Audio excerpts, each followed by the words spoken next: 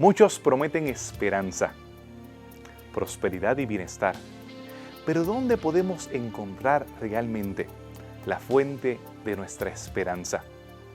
En medio de un mundo de caos y de problemas, ¿dónde podemos encontrar seguridad? El libro de Isaías, en medio de la muerte y las dificultades, encontramos un destello de luz. ¿Qué mensaje de esperanza tenemos en este conocido y famoso libro de Isaías? Te invito a que me acompañes en este nuevo capítulo de Evidencias.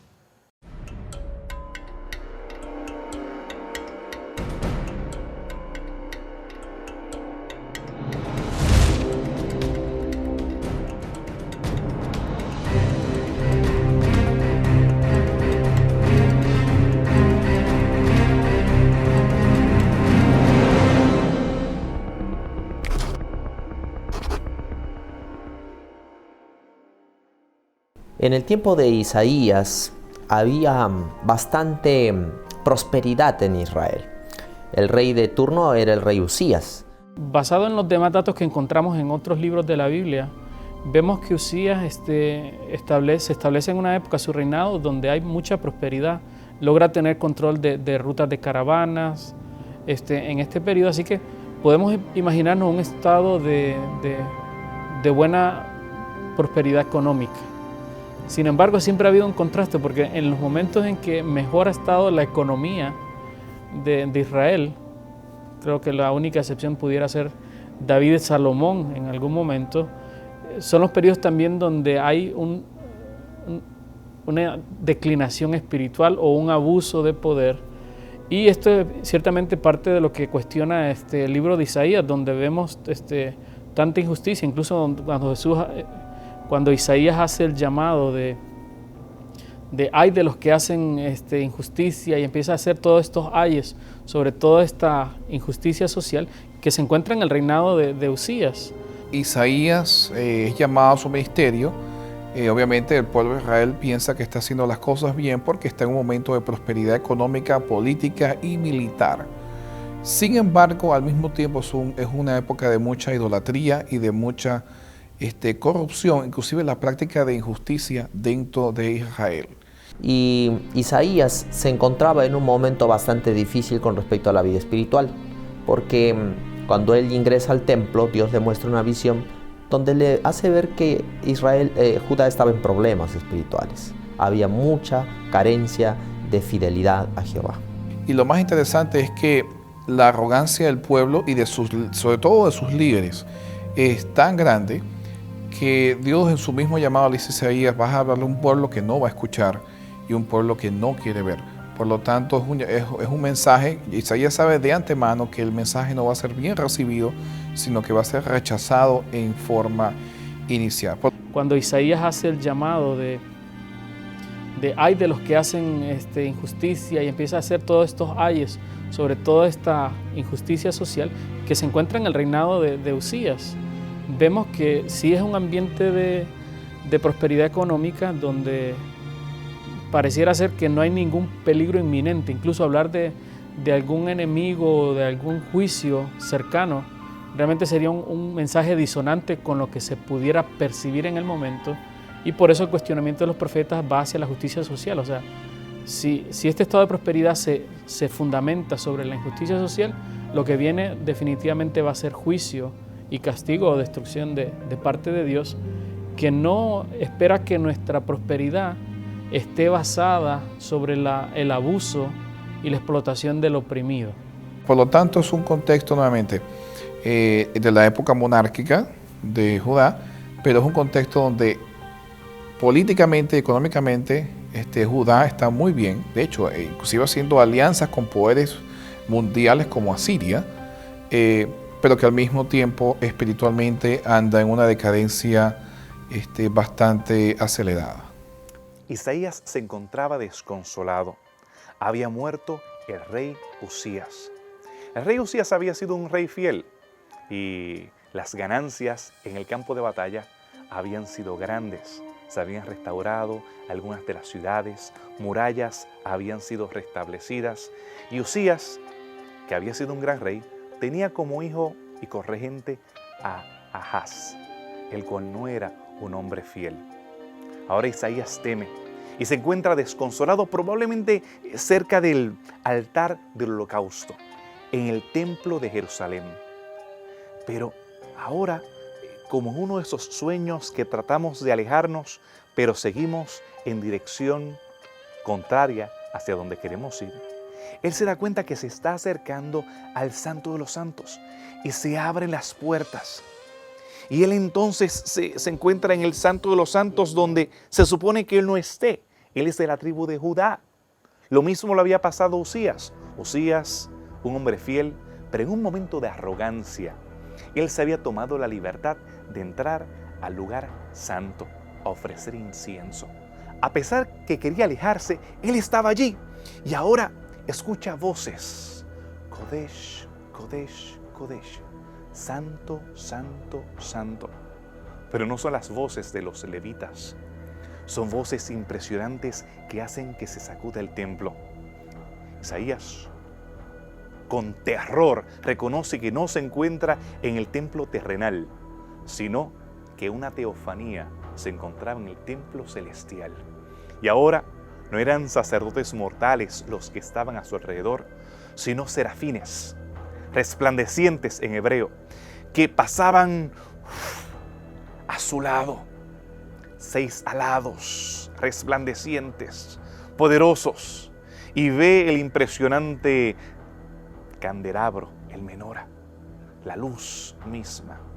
Ve la mesa de los panes, ve un altar, el altar de incienso, y ve que desde el altar uno de estos serafines toma un carbón encendido y viene directamente hacia donde él. En desesperación, Isaías solamente dice: soy hombre de labios inmundos. Y ese carbón encendido lo toca, pero no para destruirlo, sino para purificarlo. Isaías, que tiene una imagen del lugar santísimo, no donde hay Shekinah, sino donde está la presencia de Dios mismo, en este modelo de lo que debería haber en la tierra.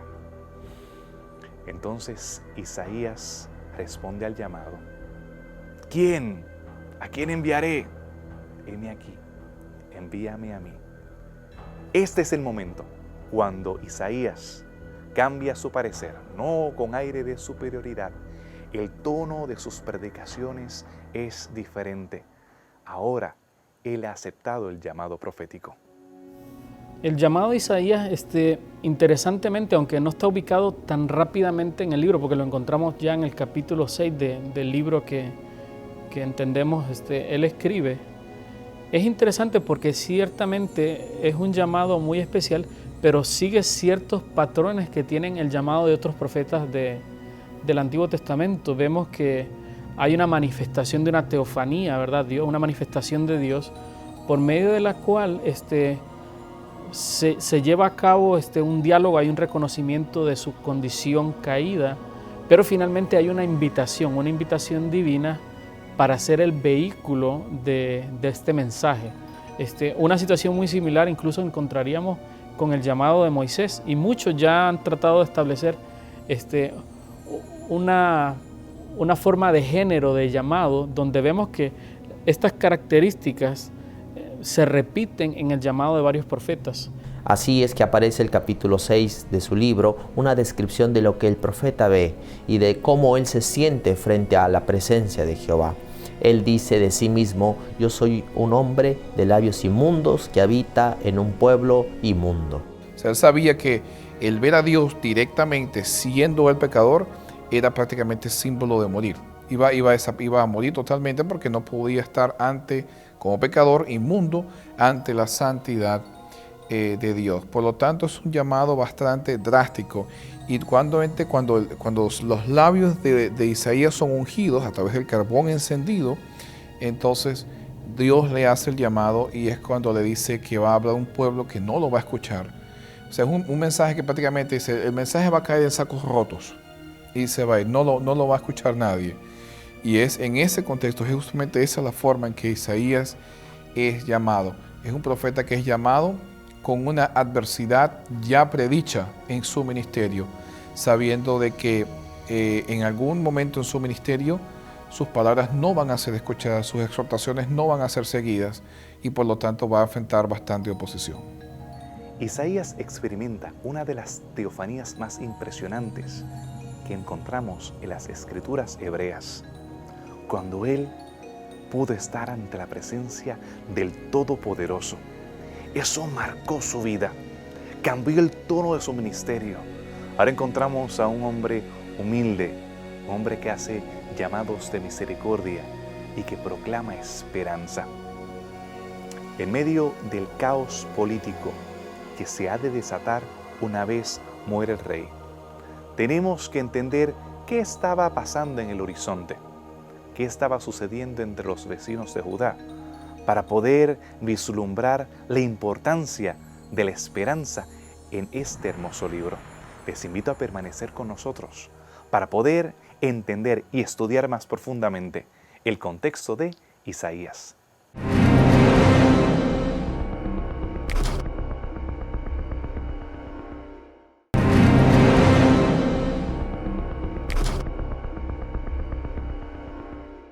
Qué bueno que permaneces con nosotros. Tienes muchas opciones de otros programas para mirar, pero has decidido estudiar de manera intencional las Escrituras a través de evidencias. Puedes continuar viendo algunos de los programas de esta serie de profecía en nuestra página de internet, a través de YouTube, a través de Facebook o a través de nuestro blog. Escríbenos y solicita la serie de estudios bíblicos que ofrecemos aquí en Evidencias. Continuando con Isaías, podemos ver cuál era el entorno político al cual él se estaba enfrentando. Sus vecinos amenazaban desde el norte. Sí, a pesar de que eran sus primos, las tribus del norte, ahora estaban acercándose, marchando cada vez más cerca de la frontera, aliados con los sirios, con los que habían sido enemigos de ellos durante la época de Elías, de Eliseo y en tantos otros periodos de la historia. Ahora estaban unidos y Judá tiene que jugar en este contexto entre las superpotencias de su tiempo, entre Egipto y Asiria. ¿Qué hacer? ¿Cuáles son los dilemas políticos a los que se tiene que enfrentar Judá en el siglo VIII? Israel siempre se encontró en medio de esta lucha geopolítica de poderes que venían del norte y querían dominar esta región, o poderes del sur que también querían dominar esta región, que era muy importante en el tráfico económico. Así que siempre vamos a ver Israel en medio de esta dualidad, de esta tensión diplomática, o favoreciendo a los reinos del norte que se están expandiendo hacia el sur, o creando alianza y uniéndose con el reino del sur, que está muchas veces en tensión con el reino del norte. Un concepto importante que nosotros no debemos olvidar al estudiar estos libros proféticos es que en aquel tiempo los dioses eran dioses territoriales. ¿Qué quiere decir esto? Que eran dioses que eran de cierto territorio. Por lo tanto, cuando las naciones iban a la guerra, ¿cierto?, no solamente eran los ejércitos los que peleaban, sino los dioses en contra de los dioses. Por eso ustedes ven que en algunos incidentes, inclusive en el libro de Isaías, los asirios evocan a sus dioses y que ¿qué dios de otra nación ha podido librar a estos pueblos de nuestros dioses y de mi mano?, dice Sennacherib. Por lo tanto, los dioses eran territoriales. Hoy tenemos una idea similar. Por lo menos en varias religiones cristianas, como la religión católica, tenemos por lo menos la Virgen de la Chiquinquirá, la Virgen de Guadalupe, la Virgen, son patrones o santos territoriales que se asignan a esa localidad. Bueno, la misma idea se traduce al Antiguo Oriente, donde habían dioses territoriales, estaban los dioses de Asiria, los dioses de Babilonia, los dioses de Israel, los dioses de los moabitas, y cada vez que había una victoria militar, el que era victorioso hacía alusión de cómo sus dioses le habían otorgado la victoria sobre estas otras naciones. ¿Qué implicación tiene esto? A los reyes de Judá hacer pactos con los reyes de Asiria, ¿en qué Dios estaban confiando? ¿En su Dios? Obviamente no, su Dios no era lo suficientemente fuerte para defenderlos. Estaban confiando en los dioses de Asiria, para que los defendiera. De otra manera, estaban importando los dioses de Asiria en una forma implícita para que los defendieran de los dioses de las otras naciones. Por lo tanto, era un cambio de lealtad de Dios al Dios de ellos hacia los dioses de Asiria. Judá era un reino relativamente débil en ese momento. Después de la muerte de Usías y el breve reinado de Jotam, ahora estaba el reino en las manos de Acaz. Y él ve los ejércitos sirios y efraimitas, o los del norte, que se acercaron a Judá e invadieron las ciudades principales de Judá.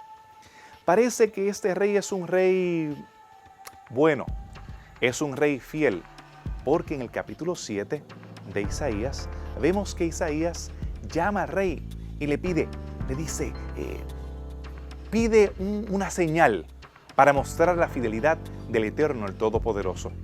A lo cual el rey contesta, no he de pedir señal, no voy a tentar al Eterno. Pero no es porque era un hombre fiel, era porque al él ver el peligro inminente entre las tribus del norte, el reino de Israel, aliado con Siria, que estaba marchando hacia Jerusalén, él envió cartas y el oro del templo a los poderosos asirios, una de las superpotencias que estaba nuevamente emergiendo como el poder absoluto en el cercano oriente. Él no era un hombre fiel. Él se encargaría de despojar los tesoros del templo, entregarlos a un poder extranjero, confiar en ellos, y no solamente eso, él habría de adorar los dioses de Damasco y los dioses de Samaria. Los dioses que habían sido vencidos serían los que él habría de adoptar. En ese contexto, Isaías hace una profecía, una de las más conocidas por los cristianos. Isaías habla acerca de una joven que habría de tener un hijo y llamaría su nombre Emanuel. La palabra hebrea para joven, para doncella, no necesariamente es virgen. Tenemos esa palabra utilizada en el Cantar de los Cantares y en otros contextos. Vemos que más adelante Mateo reconoce la tipología de esta profecía. En primer lugar, para cumplirse en el tiempo de Isaías, para demostrar el poder, la presencia del Señor al rey Acaz y a las personas que se encontraban allí, pero con un lente profético, a hablar de ese Dios con nosotros, ese Emanuel que habría de venir unos 700 años más tarde. La relación de Isaías con muchos de los reyes bajo su ministerio no siempre fue tan aceptable y positiva. Sin embargo, pareciera ser que gozaba de cierta aceptación en la corte el mensaje de Isaías, porque no vemos un antagonismo radical de los reyes hacia Isaías. Sin embargo, vemos que no siempre fueron obedientes de los mensajes que el profeta daba, y un caso especial, el caso de rey Ahaz, porque lo vemos, aunque buscando y consultando mensajes de Isaías o recibiendo mensajes de Isaías, vemos que no va a ser muy abierto a este mensaje y a tratar de confiar o incluso aceptar las ofertas que el profeta en nombre de Dios le hace.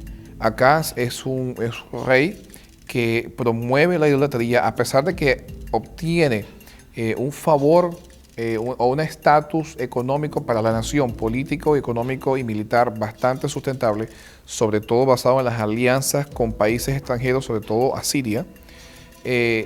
Llega y sumerge al pueblo en un contexto idólatra bastante fuerte, en un contexto donde el pueblo prácticamente se olvida de quién es su Dios y empieza a incorporar la adoración a otros dioses. Aparte de eso, está la práctica de la injusticia.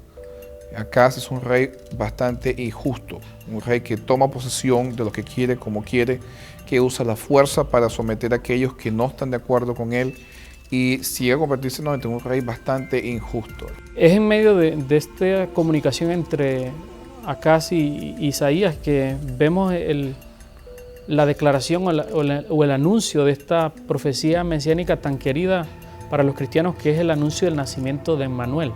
Acaz responde diciendo, yo no necesito o yo no voy a pedir nada al Señor. Y entonces Isaías le dice, si tú no quieres pedir nada al Señor, el Señor te va a dar algo a ti. Emmanuel, el niño, va a nacer. Y entonces ahí empieza a describirse cómo sería este niño y cuál sería su misión. La promesa de el nacimiento de un bebé, que tradición cristiana y por lo menos la Septuaginta pareciera indicar, ofrece el nacimiento de un personaje particular. Claramente vemos una imagen mesiánica que va a ser la solución definitiva, no solo de este problema que enfrenta Israel temporariamente, sino del problema definitivo del pecado y el establecimiento de un reino eterno, el reino de Dios. Isaías tiene esperanza en medio de la apostasía que es introducida por el rey Acaz. A pesar de que él ha puesto ídolos en el mismo templo donde él había tenido la teofanía, había visto la presencia del Dios Todopoderoso, allí él tiene un rayo de esperanza porque ha de venir un rey que sea fiel, un rey que sea conforme al corazón de Jehová, un rey como no había habido en Judá desde los tiempos de David. Si quieres ver y estudiar más profundamente acerca de ese rey, el cual es vaticinado por Isaías, quédate con nosotros aquí en Evidencias.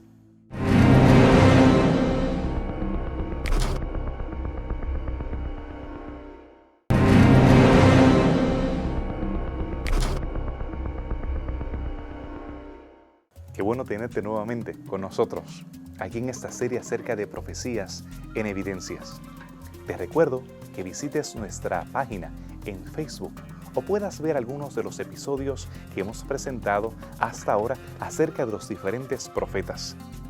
Continuamos con la historia de Ezequías, que tal vez es una de las más fascinantes que tenemos en el Antiguo Testamento en el contexto de los reyes hebreos. Tan importante es la historia de Ezequías que aparece en varios de los libros de las Escrituras. Aparece en el libro de Reyes, aparece en Crónicas y aparece en el libro de Isaías, con detalles muy interesantes, ya que Isaías se encarga de presentar cuán fiel era el rey Ezequías. Era un rey que hizo grandes reformas en el ámbito religioso. No había habido una Pascua como la que celebró Ezequías hasta ese momento. Los lugares altos, lugares donde sí se adoraba en primer lugar a Jehová, al Dios del cielo, pero que después se fueron sincretizando con religiones de los países cercanos, ahora eran quitados. Tenemos evidencia arqueológica de la destrucción de estos altares. Vemos también la muralla de la cual habla el profeta Isaías. La vemos todavía en Jerusalén. También podemos cruzar en ese laberintesco túnel que pasa por debajo de la ciudad, que hasta el día de hoy es una aventura en la cual tú puedes sentir el agua corriendo por tus rodillas, depende de tu estatura, hasta la cintura, y sentir la emoción de estar cruzando por un lugar que fue preparado para los ataques de los enemigos. Era un rey que fortaleció la ciudad, un proyecto de ingeniería que sorprende hasta el día de hoy a los visitantes de la ciudad de David. Allí se encontraba una inscripción que es otra de las evidencias que nos habla acerca de la veracidad de las Escrituras.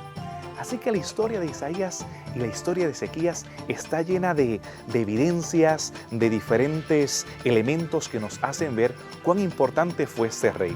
Entre ellos, algunas de las más populares son estas evidencias arqueológicas que nos muestran que le pertenecía al rey las vasijas de grano o las vasijas de vino que eran usadas de forma oficial, al principio teniendo 2 alas. Pero después de la caída de Samaria, después de la destrucción del reino del norte, entonces Ezequías se encargó de poner 4 alas, un escarabajo, siendo un símbolo egipcianizante, 4 alas, él evocando el imperio davídico y salomónico, demostrando que ahora él iba a extender sus fronteras a la misma extensión que la tenían sus antepasados. Ese rey poderoso, ese rey especial se convirtió en íntimo amigo de Isaías, dejándonos un legado arqueológico de evidencias que llega hasta nuestros días. De acuerdo a detalles del libro de Isaías, pareciera ser que de los reyes que menciona el libro de Isaías que tuvieron relación con él, Ezequías es uno de los que es más favorable al ministerio de Isaías. Incluso vamos a ver, especialmente en este capítulo tan famoso de Isaías 39, al profeta interviniendo de manera particular en un caso de enfermedad terminal del rey y tratando de estar cerca de él, que nos menciona que esta relación entre estos dos figuras, el rey y el profeta, era muy cercana y era más afable de lo que fue con otros reyes. Este fue un rey justo, que era temeroso de Jehová, hizo una gran reforma en Israel. Dentro de su reinado se logró hacer la Pascua y se establecieron varias reformas espirituales que beneficiaron grandemente al pueblo de Judá. Sin embargo, el rey Ezequías fue amonestado por el profeta Isaías en aquel tiempo. Debemos recordar que Babilonia había enviado algunos mensajeros para visitar al rey Ezequías y él les había mostrado todos los tesoros de su casa. Entonces el profeta Isaías le dijo al rey Ezequías que aquella conducta tendría funestos resultados para Israel. Y en el futuro Babilonia invadiría Judá. Esto fue muy terrible. Así, durante el reinado de Ezequías podemos ver en gran parte una marca decisiva de fidelidad, especialmente en relación a la invasión que sufrió Judá de los asirios. Mientras el rey Acaz hace alianzas políticas con Asiria, el rey Ezequías se rebela en contra del poder de Asiria. Mientras Acaz rechaza las profecías de Isaías y el ministerio de Isaías, Ezequías llama a Isaías en un momento en que se le presenta la crisis a Isaías diciendo, buscando a Dios. Mientras el reino de Acaz se caracterizó por la injusticia y la idolatría, el reino de Ezequías se caracteriza por la misericordia y la reforma religiosa hacia Dios. Por lo tanto, la relación de Ezequías con Isaías es una relación más de colaboración, una relación más amistosa y de recepción del mensaje profético que Isaías tenía. Y no solo del mensaje, sino del ministerio que Isaías tiene. De hecho, durante la vida de Isaías, en realidad es Ezequías el único rey que recibe a Isaías con ojos de aprobación. Los otros reyes lo rechazaron y eventualmente el último ha de terminar con su vida. Pero es Ezequías el único rey en el cual Isaías puede desarrollar su ministerio en total tranquilidad y sobre todo no solo tranquilidad, sino que es aceptado por el rey mismo como algo bienvenido y como un profeta de Dios. Ezequías ha sido presentado como un héroe. Indudablemente las escrituras hebreas nos presentan todo lo positivo que hizo este rey, pero tampoco esconde los aspectos negativos que muchos lectores han obviado. Ezequías, a pesar de ser un hombre fiel, también se convirtió en el cabecilla de una rebelión. Los asirios habían tenido el poder sobre toda esa región. Su padre Acaz había pactado con ellos fidelidad y pagarles tributo anualmente. Pero Ezequías decidió no pagar el tributo. Ezequías decidió aliarse con algunos de los reyes locales y ser el cabecilla de una rebelión regional. En vez de aliarse con Asiria, en esa guerra de poderes que había entre el norte y el sur, él decide aliarse con los egipcios. la dinastía número 25, los faraones negros de Etiopía. Isaías le advierte de no hacer eso. Algunos lectores de la Biblia han interpretado que Isaías está haciendo un juego político, que él era parte de aquellos que eran pro-Asiria, el partido pro-Mesopotamia. Pero no, Isaías le está diciendo ni con Asiria, ni con Egipto, ni con Babilonia, sino con Dios. Babilonia en ese tiempo no era un poder regional, había sido subyugado por los asirios. El rey Evil-Merodach era un rey que realmente no tenía ni siquiera un trono en Babilonia. Estaba huyendo en la parte sur de lo que conocemos hoy como Irak. Pero esas batallas que tuvieron lugar son muy importantes. Tenemos cartas como Ezequías presionaba a los reyes que se encontraban a su alrededor. Tenemos cartas, evidencia arqueológica de cómo Taharka subió a esta batalla de El Teca en el año 701. Tenemos más adelante, en el prisma de Sennacherib, vemos evidencia de cómo Sennacherib reconoce que ha aprisionado a Ezequías. Los eruditos todavía debaten una o dos batallas. Hemos podido reconocer en el texto y otra evidencia extrabíblica que hay muchas posibilidades para dos de ellas, teniendo el primer ataque de los asirios, una invasión regional. Ellos se alejan después que Ezequías le paga el tributo, sacando el oro del templo y los tesoros que habían sido acumulados durante mucho tiempo. Vemos el periodo de la enfermedad de Ezequías y vemos cómo su vida es extendida, pero también durante ese tiempo es que nace su hijo Manasés.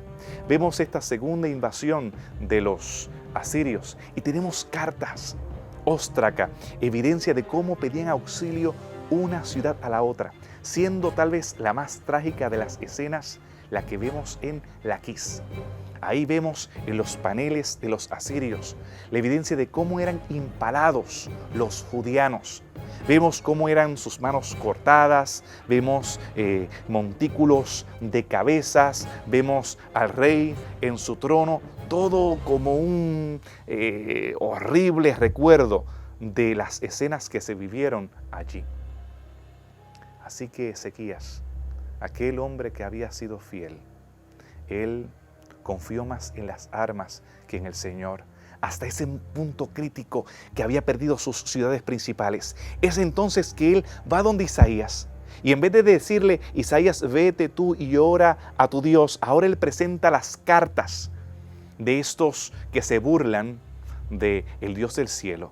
Él rasga sus vestidos y entonces Jerusalén es liberada de manera milagrosa por la mano del Eterno Todopoderoso. Para poder entender la confrontación entre los asirios y Ezequías, hay que entender un poco el contexto histórico en el cual esto ocurre. Recientemente, Nínive es establecida como la capital de los asirios por Sennacherib, por varias razones. Una, el padre de Sennacherib muere en batalla, lo cual y su cuerpo no es encontrado, lo cual es considerado dentro del contexto religioso de Asiria como una maldición de los dioses. O sea, el padre de Sennacherib prácticamente es maldecido por los dioses, abandonado por los dioses, y Sennacherib tiene que necesariamente hacer un cambio drástico para quitarse esa imagen de encima. Así que ¿qué es lo que él hace? Primero establece una nueva capital, escoge Nínive, donde están varios de los templos más importantes del imperio asirio, como el templo de Nabú, el de Ishtar, el de Ishtar-Kimuri, el de Adad y varios templos importantes. Y segundo, lo establece como centro político, cívico y militar de Asiria. Hay un cambio y Sennacherib tiene que probar de que ahora los dioses sí lo están bendiciendo a él y que él tiene el apoyo de los dioses en lo que se llama la época, inclusive, no el imperio asirio, sino el imperio neo-asirio. Bien, durante esta época, los asirios se caracterizan por el ejercicio extremo de la crueldad. ¿Cómo hacen los asirios para conquistar? Bien, su política era la siguiente: cuando ellos llegaban a un sitio para conquistarlo, destruían todo totalmente y dejaban marcas del sufrimiento que habían infringido. Por lo tanto, las regiones alrededor de Asiria le tenían miedo a los asirios, un pavor. Tanto así que cuando vemos la descripción de que Sennacherib rodea Jerusalén, Ezequías va en pánico. Y en el hebreo casi que se puede leer prácticamente, y Ezequías se orinó los pantalones del miedo que tenía. Era un miedo increíble porque sabía lo que le venía. Ahora, durante esta época hay un vacío de poder en Asiria. Realmente el papá de Sennacherib muere, Sennacherib todavía no ha tomado el poder, así que hay un vacío de poder y hay una transición política. Es justamente durante esta época donde Ezequías aprovecha de rebelarse en contra del dominio asirio. ¿Cómo lo hace? Una forma muy sencilla: no pagando tributos. No le mandó más dinero a los asirios, lo cual era un acto de rebelión en sí mismo. Y Ezequías sabía que el siguiente acto o la siguiente actuación de los asirios era venir hacia Jerusalén y atacarla. De hecho, es en el año 722 a.C. donde el reino de Israel, la ciudad de Samaria, cae justamente bajo el dominio de los asirios, y el reino de Israel se acaba por completamente, dejando el de Judá todavía hasta la época de Babilonia. Pero Ezequías sabía exactamente lo que venía después. Por lo tanto, diseñó un plan.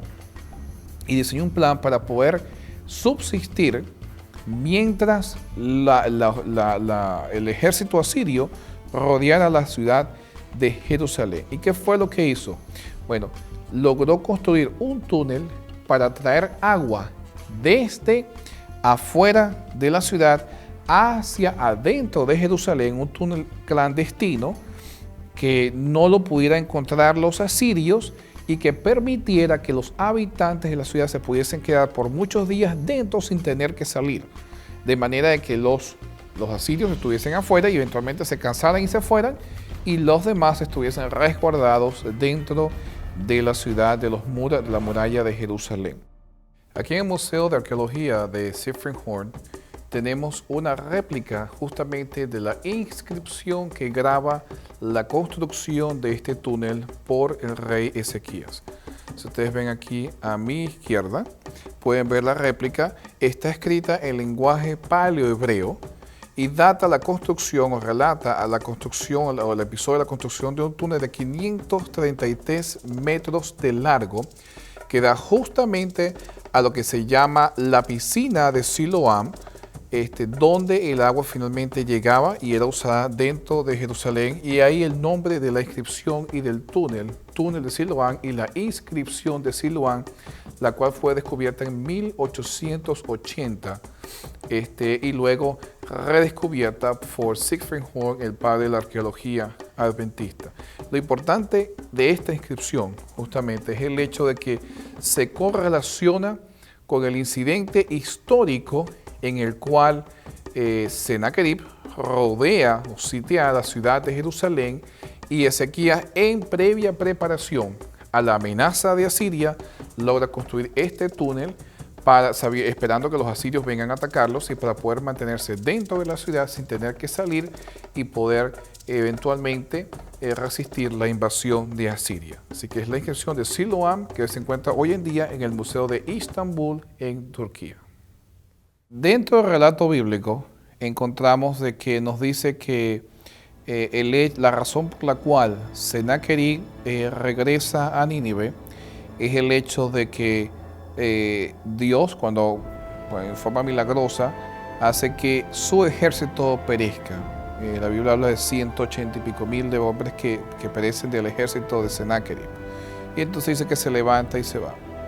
Los récords históricos de Asiria en realidad nos reflejan una crisis política en Asiria por la cual Sennacherib tiene que devolverse para poder solventarla, y en ese momento es cuando regresa a Nínive y es ahí asesinado por sus propios hijos, inclusive dentro de uno de los templos de Nínive. Así que él es asesinado ahí Y el hecho es que la invasión a Jerusalén nunca se concreta, al punto de que Senaquerib en una descripción pone justamente el hecho de que logró rodear a Ezequías como el pájaro que está dentro de una jaula.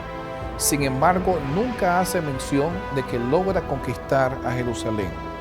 Después de estudiar la fascinante vida de Ezequías, sus batallas, los conflictos que había en la región y cómo fueron liberados por el Eterno, queremos ver los rayos de esperanza que presenta Isaías, cómo él habla acerca de un Mesías que había de venir. Entonces no solamente es un rey temporal como el caso de Ezequías, un príncipe, Padre eterno. Ahora estamos hablando de un Dios de paz, un Dios de Shalom. ¿Qué tiene que Isaías de decir acerca de ese Mesías? ¿Cuál es el cuadro que él quiere dejar entre sus oyentes? Estudiemos más de eso aquí en Evidencias.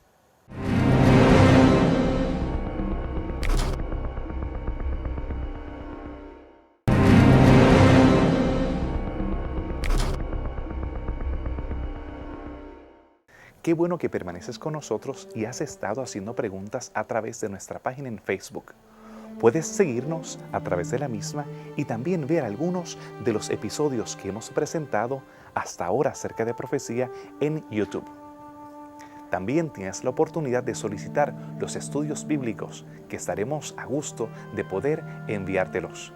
En este momento quisiéramos nosotros ver un poco más acerca de los detalles de las profecías mesiánicas en el libro de Isaías.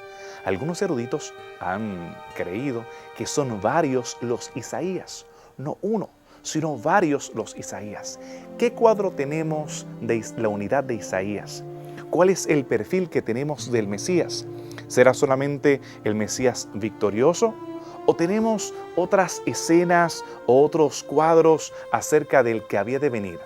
¿Qué profecías nos hablan de forma específica acerca de la restauración de Judá y acerca de aquel niñito que habría de nacer en Belén?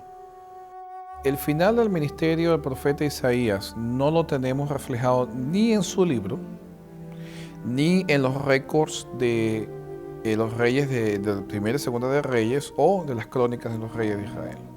Sin embargo, la tradición nos dice que el ministerio de Isaías culmina durante el reinado de otro rey llamado Manasés, el cual es un reinado totalmente contrario al Ezequías, aún mucho más idólatra y mucho más corrupto que el reinado de Acaz o el de Usías, y es justamente este rey quien finalmente pone fin a la vida de Isaías. La tradición sugiere, algunos tratando también de ver esto en el libro de Hebreos capítulo 11, que la relación que tuvo Isaías con Manasés, que sería el hijo de Ezequías, no fue la más agradable, como había sido tal vez con las anteriores, o tolerable.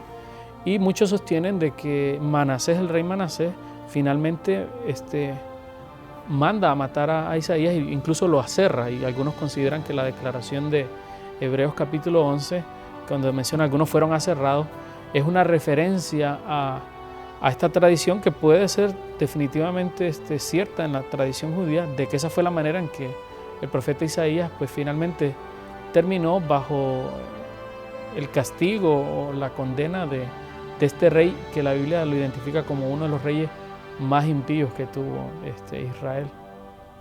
Por otro lado, el libro de Isaías termina no con la vida de Isaías, sino justamente con las profecías mesiánicas, profecías de esperanza y de liberación.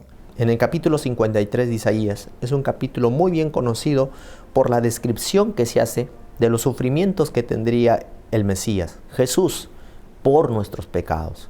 Dice ahí que Él sería traspasado, sería varón de dolores, sería quebrantado, pero volvería a vivir y daría vida a su pueblo. Él llevaría los pecados por su pueblo. Encontramos otros capítulos también donde se habla constantemente del Mesías en los términos el siervo de Jehová. Este siervo de Jehová sería exaltado y daría vida a su pueblo. También tenemos en el capítulo 63 de Isaías una descripción de cómo este siervo de Jehová, el Mesías, daría victoria a su pueblo sobre Edom. Hay que recordar que Edom era un símbolo de todas las naciones impías, así que el pueblo de Dios triunfaría finalmente como nación escogida de Dios. Muchos han considerado este libro con un mensaje especialmente importante para la tradición cristiana, porque es de los profetas más usados en el Nuevo Testamento y de donde se extraen, por lo menos desde la perspectiva del Nuevo Testamento, muchas profecías mesiánicas. Especialmente vamos a ver que muchas declaraciones incluso que utiliza Juan el Bautista en el Nuevo Testamento son extraídas del libro de Isaías.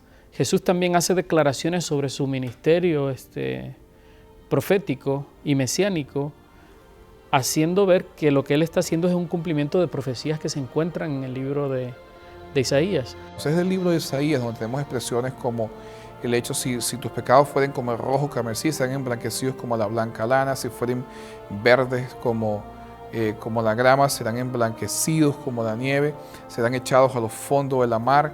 Y es en el contexto del libro de Isaías donde tenemos justamente las profecías mesiánicas, donde esas expresiones llegan a consumarse en la sustitución o en el llevar la carga o el pecado de muchos, la transgresión de muchos, por el cual uno habría de morir por esas transgresiones. Por eso podemos decir con toda seguridad que el Mesías es una figura central en el libro de Isaías. Nos muestra qué es lo que Dios estaba pensando hacer y cómo Dios haría o lograría la liberación de su pueblo, la redención de su pueblo tan esperada por Israel. Muchos capítulos nos hablan de esta gran redención que sería provista. Por ejemplo, nos dice el libro de Isaías que los cielos y la tierra serían creados de nuevo y que habría camino de paz para todo su pueblo.